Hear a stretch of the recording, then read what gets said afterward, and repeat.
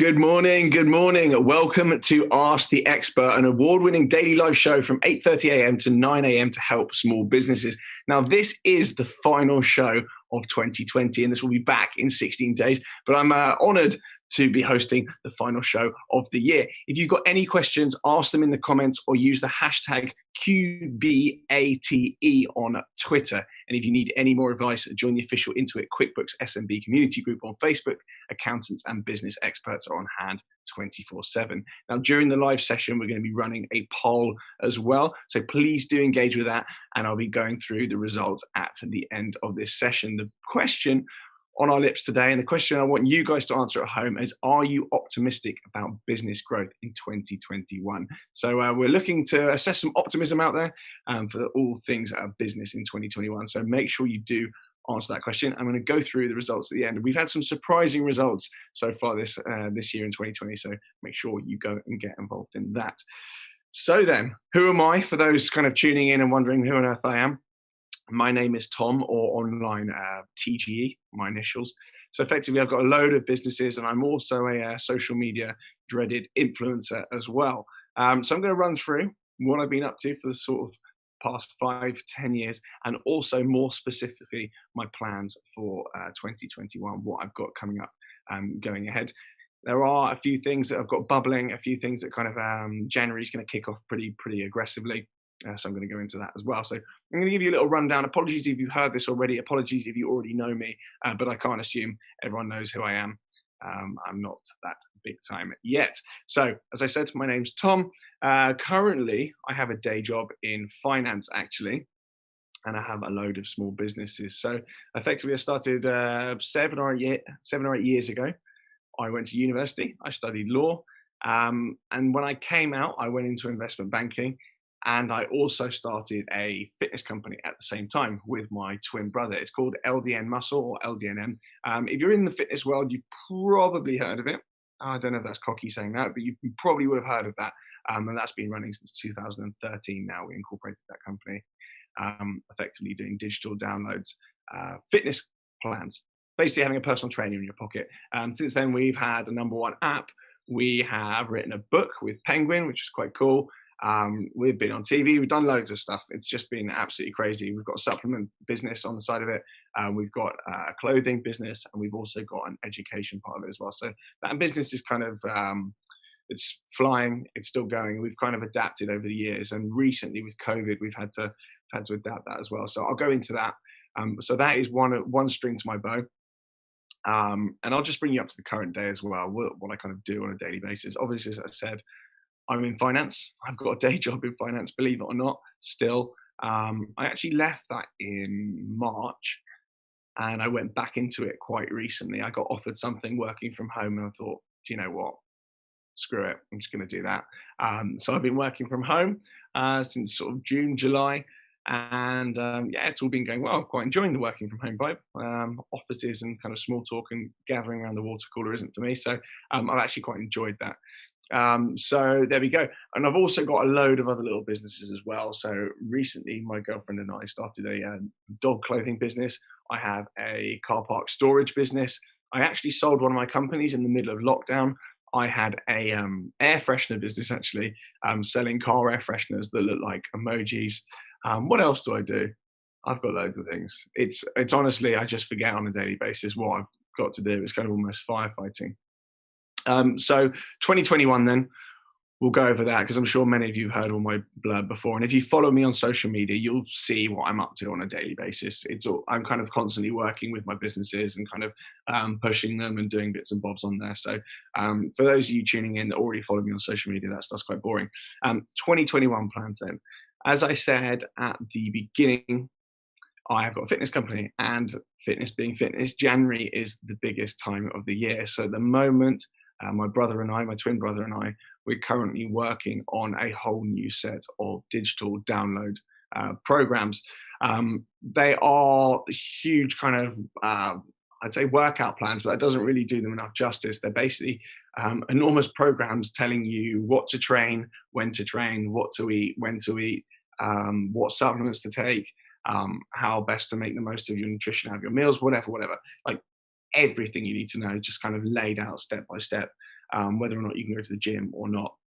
And they're for people that want to lose fat or build muscle. We release a new one on the 1st of January every single year. So every year, Christmas and New Year is really, really aggressive with so much work to do. They're big dissertations, effectively, workload-wise.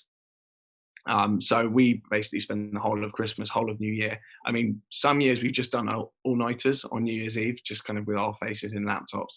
Mainly my brother. I don't know if he's watching this, so I don't want to kind of take too much credit. So yeah, on the 1st of January, you've got a whole new launch with LDNM, which is really exciting. It goes absolutely bonkers the first few days of January, but it is a lot of work. So we've got that kicking off, shall we say, and also for January. As I said earlier, my girlfriend and I have just started a dog clothing business. We decided during lockdown, to get a dog. Actually, no, we did. We got him late last year, actually. We're ahead of the curve of that. We got a dog, but over the 2 lockdowns we've had, we just spent so much time with him. And obviously, with it getting colder now and everyone having dogs, we just thought, what better time than start a dog clothing business? So it's basically streetwear for dogs. I know you're probably sitting there thinking dogs don't need clothing, but some of them shiver as it gets cold. So yeah, we're scaling that up. We're going to try and get into some retailers. So I'm going to try and shovel the workload mainly on my girlfriend, then take it on myself. So we'll see how that goes, and we'll see if I end up single off the back of that. Another business I'm looking to actively scale up this year, and we've got some exciting developments on, is I've got a car park storage business. Doesn't sound exciting, does it? And to be honest, it's not. Effectively, we've got storage units that are boxes on stilts, without trying to glamorize it too much. And you can park your car underneath these things, and the storage goes above your bonnet. Now, it sounds very dangerous and very dodgy, but these things have been engineered that you physically can't knock them over. I mean, it's impossible. So we're talking to some property developers and some kind of homes providers that will be taking, hopefully, an entire load of those into their developments going forward, and also some car storage places as well, so places that take supercars. They're looking to take a load as well. So we're just pricing up a load. And due to COVID, we've actually had to manage that and develop it to produce those in the UK, because we were getting them made in China, but it actually took about 7 months for us to get our first shipment. So we've now got a factory in the north of England, producing those, which is cool. We've got UK stock, and we can kind of drop shipment within the UK. So not only are we saving money on storage in the UK, storing all these units, but also we don't have any kind of lead time coming over from abroad. It's slightly more expensive, but it's also kind of a lot nicer to be able to source them in the UK and not have to import, which is cool. Other than that, I also do YouTube. I make YouTube videos. I collect cars, so I make YouTube videos about that. Again, if you follow me on social media, you'll know all about that, and you'll know exactly what I've been up to.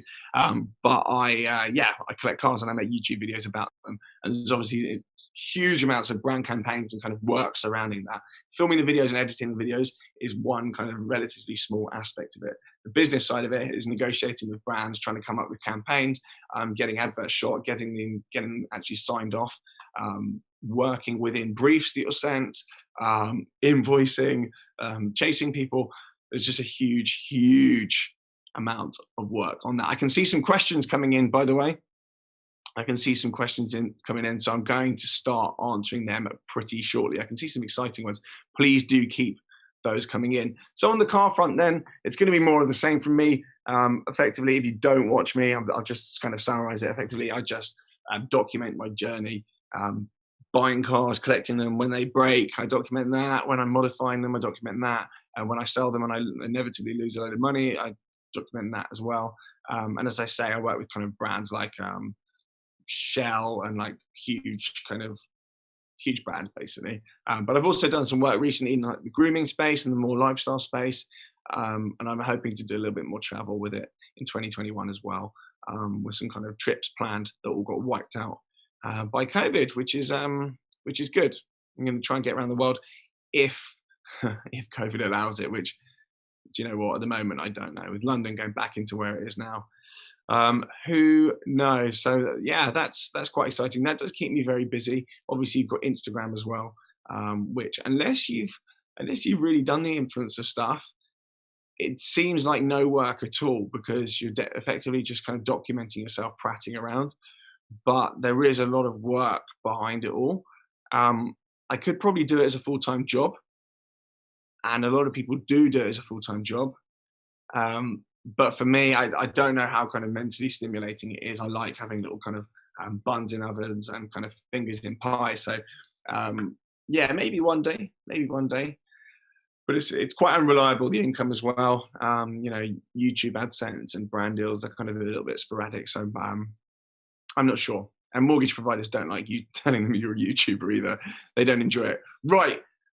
Let's get into some questions, shall we? Let's get into some questions. I've got a load here, so let's rattle through them. Luna from Twitter DMs is saying, I'm launching an app next year and I would love to get some influencers on board. As a startup, I don't have a lot of money to offer. Do you have advice on how I can get influencers on board? Influencers have got very wise. Often they have managers for some reason. A lot of them think they need managers. And a lot of them are very greedy as well. So if you reach out to ones that you don't really know, they're going to likely try and skin you. They're going to ask for probably too much money. What you can do, if you know any influencers, if you've got kind of any favors you can pull in personally with any influencers, that's a good idea. Commission structure works as well. So if you win, they win as well. A lot of influencers do hate that, and you'll have to pick one that's really relevant to your field and that'll know that they'll make money out of it. It is a tough one though. It's a real tough one. Or if you know an influencer quite well, but you don't know them well enough to ask them to post for free, maybe try giving them a small amount of equity in the business. I know a lot of influencers out there are kind of a little bit sick of just taking money to post. They actually want to start building kind of wealth and interest in different companies. So that's another way you can do it. But it is a tough one, Luna. And a lot of influencers these days, they're not cheap either. So good luck with that one. Good luck. Katie from Instagram DMs is saying, how do I decide what businesses I want to start? They are all very different. What's your thought process and how do you spot opportunities? Katie, if I had a sentence that summarized how my brain worked, I'd be amazed. I don't know. It just pops into my head sometimes. I know that's a useless answer. But for example, like the dog clothing thing, it's not genius working that out. Everyone got a dog during one of the lockdowns. It's getting colder, and streetwear is a huge thing, obviously, as well. It's a huge trend as well. So I just thought, mash those all together. Surely there's a business in there somewhere. And opportunities often come around from kind of personal like problems that I've had with stuff. So the car storage thing, I live in a fairly crummy apartment in London. I've got loads of underground parking spaces for my cars. I've probably got more square footage parking space wise than I do living space wise. So I thought there's got to be a solution in here somewhere. So yeah, that's how that came about. So again, rambling, probably pretty useless answer there, Katie, but there we go. Apologies for that. Nicole from Instagram DM saying, morning, Tom. Good morning, Nicole. My question is regarding social media strategy. How do you engage with your followers? Do you invest time in responding to DMs and comments, or have any rituals to actively engage with them? As like everything I do, it's a firefighting exercise. So I don't actually kind of have much strategy or routine with that. But I try to respond to as many DMs as possible. I really do. I'm constantly in my DMs. I always try and reply. I think if someone's taken the time to actively support you and send you a message, then you should take the time to actively kind of reply and support them. I actually respond with voice notes a lot of the time to my followers. I just find it easier, and they then know as well that your management or whoever it is isn't replying to your DMs on your behalf. So I know that's a bit weird. A lot of influencers don't do that. They just think, oh, I'm famous, I'm big time, I'm too big time for all this, I'm not going to reply to anyone. But I actually quite enjoy it. I've made some quite good friends out of my followers, to be honest. Some of the stuff people message me, I really enjoy it. But I would reply to comments. I would reply to DMs as much as you can. Ignoring people's not nice, especially ignoring people that effectively are they're the reason you can do what you're doing. I've done some amazing stuff over the past kind of 3 years, 4 years with Instagram and YouTube. And the only reason I've been able to do that is because people have kind of got behind me. So I don't mind it. And I think it's quite rare, but I do reply to everything as much as I can. Seth from Facebook Messenger. Good morning, Seth. We have some tough weeks ahead as business owners. What's your secret to staying motivated and keeping the spirits high? I would say I'm always motivated simply because of my outgoings. I have, the water is up to about there most of the time, so that kind of concentrates your mind on getting busy, getting some money in, and spirits high. I wouldn't say my spirits are always high, to be honest with you, mate. Maybe it seems like that online, but I'd be lying if I said that, you know, the whole time I was absolutely buzzing and I really loved every aspect of what I was doing. There's a lot of boring stuff, and there's a lot of kind of aggro that comes with a lot of the stuff I do. So spirits aren't always high, but motivated. Yeah, my outgoings are so aggressive.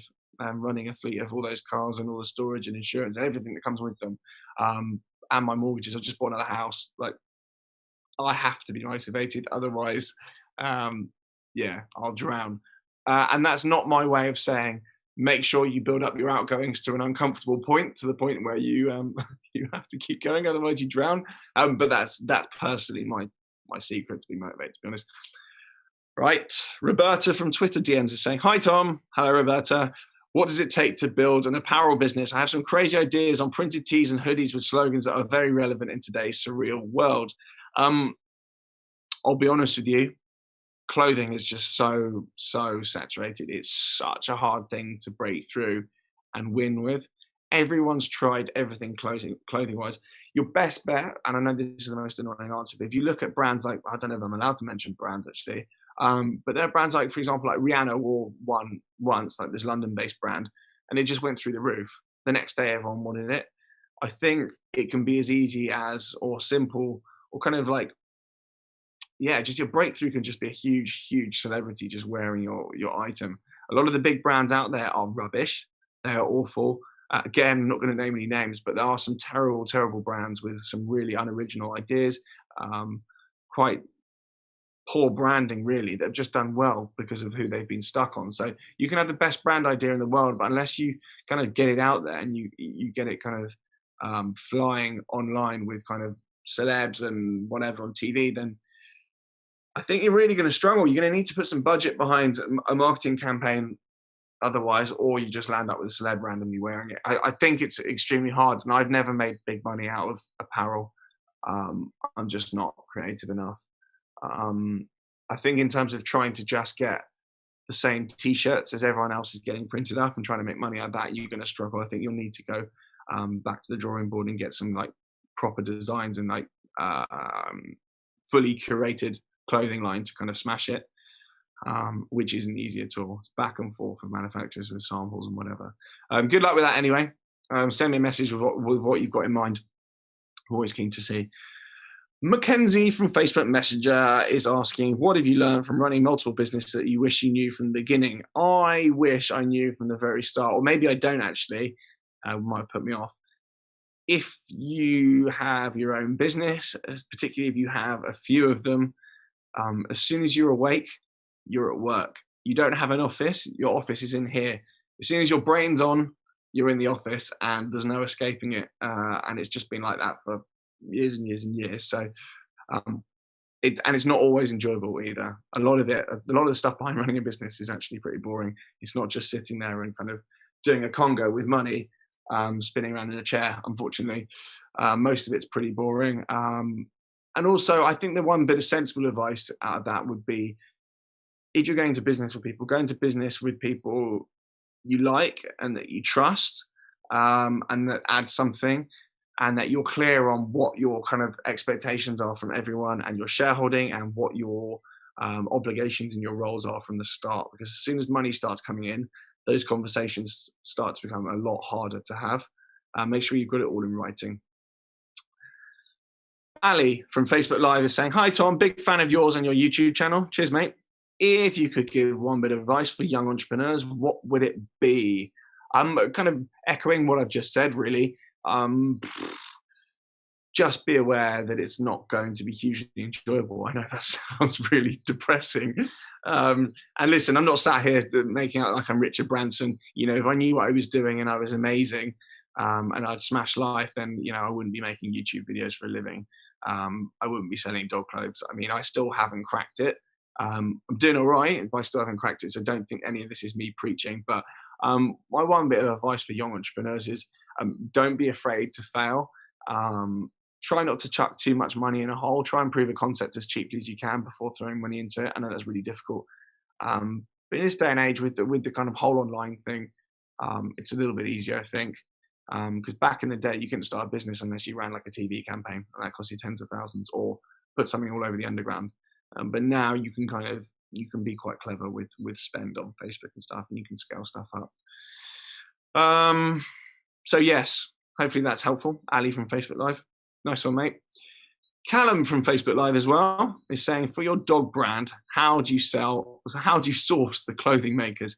I'm not going to give away my sources, of course, but look, most things are made in either, clothing-wise, Turkey or China. It's out there. You've got the internet. It's easy enough, mate. It is easy enough. It's not so bad. But yeah, UK-made apparel, especially if you're kind of trying to do kind of high volume, low margin items like dog clothing like that, you're just not going to get the cost, unfortunately, in the UK. It just doesn't work. So yeah, Turkey or China, but have a little Google. It's not too difficult. There are plenty of people out there with the machinery and the know-how and the hunger to take business. So we'll run with that. Benjamin is saying on Instagram DM, he's asking the question, YouTube or Instagram? If you had to pick one, which would you choose? Instagram every single day of the week. It's just there's no real editing needed. You can just fire up any old rubbish and stories, and it's great. Yeah, Instagram every day of the week. You can do a live stream on Instagram, easy. YouTube's a faff. Particularly, I try and do sponsored content in every single video I do because the AdSense it's not enough on a channel of my size. 50 to 100,000 views. Best will in the world. Worst case, it's going to be a few $100s a video. Best case, you're going to get up to maybe $1,000 a video. Sounds great. But when you're running cars like I'm running and you're kind of driving around the place and you're kind of getting expensive bills on them, between a few $100s and $1,000 a video, up to 3 times a week, it isn't actually enough. So I try and do sponsored content, which is the difficult bit on YouTube. You have to sit there and enthusiastically talk about a brand within a certain brief, and then you have to get that edited up. You have to put it back to the brand. They have to approve it. They invariably tell you to change things in it, and then it has to go back and forth, and you have to wait for approvals as well. So you'll notice on my channel, I'll go through a week with no video, and then I'll just throw out like 5. That's just because brand approvals. They can approve it within a minute, or they can approve it within like a week. Very annoying. So very definitely Instagram. You don't get any of that rubbish to an extent. Richard from Facebook Live is asking, hello, Tom. Do you have a network of people you work with when coming up with a business idea? If I have an idea, I don't always know the best people to speak to. Yeah, I've got a really good guy called Aaron. Those of you that follow me on social media will already know who Aaron is. He basically does, every time I come up with a business idea, or sometimes he'll come up with it as well. He's also on it. Me and him work together on everything. So he does the website, he does the clever side of it, the Shopify, the web design. He manages dispatch with kind of dispatch places. He does all the clever side of it, and I just do the marketing. So I push the traffic through it, and then he does the funnel and takes all the cash. And then he also does the marketing as well in terms of the retargeting on Facebook and Google, and does all the ads. So we work together really well, and I think that's a really important point, Richard. It is good to be in with the right people. It's good to have like a webby kind of tech guy that can do that side of things if you've got the traffic, or vice versa. If you're really good with web and traffic, it's good that you might want to team up with an influencer. Or you might not want to team up with an influencer, because influencers aren't always the easiest people to work with. I know that firsthand. I employ some influencers. They are chaos.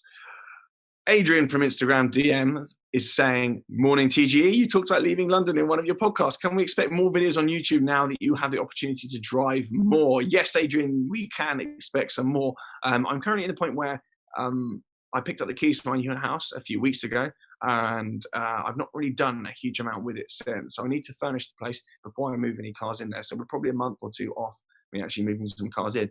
I am dropping my new house reveal video very shortly on the channel. So I'm going to explain to people exactly what I've done, and they can all laugh at me because I clearly don't know what I'm doing. I bought something that needs a load of work. I need to get the place secure though before I put any expensive cars in there. But yeah, I will be doing some more driving content. However, I'm not not 100% sure that's where my channel needs to be. I don't really want to be kind of, someone that desperately tries to make kind of arty car reviews. It's not really where I'm at with it, and I don't want to do that anyway. I don't enjoy that stuff. But there will be more driving bits, which is good because I enjoy that. Rose from Facebook Messenger is saying, what, according to you, is the key for a brand collaboration to be successful? Do you think creative freedom from a brand encourages you to give more to a project? Yeah, I think so, very definitely. When you get a brief through from a brand and it's really, you must say this, you must say this, you must say this, you must say this, and it has to be in these words. As an influencer kind of sat there, kind of trying to punt their wares to your followers is really hard. It is really hard to kind of look authentic, look genuine, and look engaged when they're so heavy on the kind of the branded message. It is really difficult. So yeah, if they can be as kind of free with it as possible, that's good. But then a lot of influencers, they'll just run with it and they'll do a terrible job of it. I've faced this myself. I've got a business called Crep Chief Notify, which is effectively just kind of a reselling notifications platform for trainers and stuff. We've got a few influencers on board now, and sometimes they'll do a draft. We let them just run with it. We say, look, just do it and throw it out. I'm sure it'll be fine. And they do it, and it's just rubbish. And you just think, oh, that was a waste of money. You don't really get it. I think if you have a call with the influencer first, run them through the business and get them to really understand the business, then their content will be okay. But if you just ping them an email and just expect them to understand it and punt it out properly, then they often won't, which is kind of fair. So yeah, creative freedom's, I think, pretty key. You can't be too aggressive. Okay, right. Kabir from Instagram DM, we're running out of time, so we're just going to run through these now very quickly. What is your content planning strategy for YouTube? Do you plan your content in advance, or do you continuously shoot your live and choose the right clips for the channel? As with everything else, I don't really plan it, and it's hard. It's hard. I just try and make content out as much stuff as possible. I'll just bring a camera around with me, and I can film a video.